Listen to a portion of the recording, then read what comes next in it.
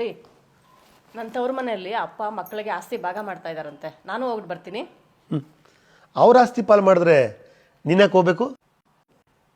ನಾನು ಆಸ್ತಿಯಲ್ಲಿ ಪಾಲು ಕೇಳಕ್ಕೆ. ನಿನ್ನನ್ನು ಚಿಕ್ಕಂದಿಂದಲೂ ಸಾಕಿ ಬೆಳೆಸಿ ಓದಿಸಿ ಮದುವೆಗೆ ಅಂತ ಸಾಲನ ಸೋಲನ ಮಾಡಿ ಒಡವೆ ವಸ್ತ್ರ ಎಲ್ಲ ಕೊಟ್ಟು ಮದುವೆನೂ ಮಾಡಿಕೊಟ್ಟು ನಾನು ಕೂಡ ನಿನ್ನನ್ನು ಕರ್ಕೊಂಬಂದೆ.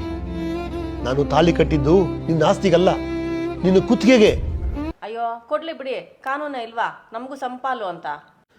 ಕಾನೂನಿದೆ ಅಂತ ನಿಂತರ ನಮ್ಮ ಅಕ್ಕ ತಂಗಿಯರು ನನ್ನ ಹೆಣ್ಮಕ್ಳು ಆಸ್ತಿಯಲ್ಲಿ ಸಂಪಾಲು ಕೇಳಿದ್ರೆ ನನ್ನ ಗಂಡು ಮಕ್ಳಿಗೆ ಏನು ಉಳಿತಿತ್ತು? ಏನೋ ಪುಣ್ಯ ಅವರು ಆ ಆಸೆ ಪಡಲಿಲ್ಲ. ಒಂದ್ ವೇಳೆ ಆ ಥರ ಕೇಳಿದಿದ್ರೆ ನಿನಗೇನು ಅನಿಸ್ತಿತ್ತು?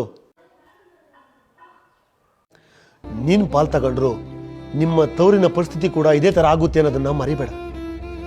ಮಾನವೀಯತೆ ಮರೆತು ಕಾನೂನು ಅಂತ ಹೋಗಿ ರಕ್ತ ಸಂಬಂಧ ಅನ್ನೋ ಬಾಂಧವ್ಯನೇ ಮರೆತು ಅದೆಷ್ಟೋ ಕುಟುಂಬಗಳು ಹೊಡೆದು ಛಿದ್ರ ಛಿದ್ರ ಆಗಿಬಿಟ್ಟಿದ್ದಾವೆ.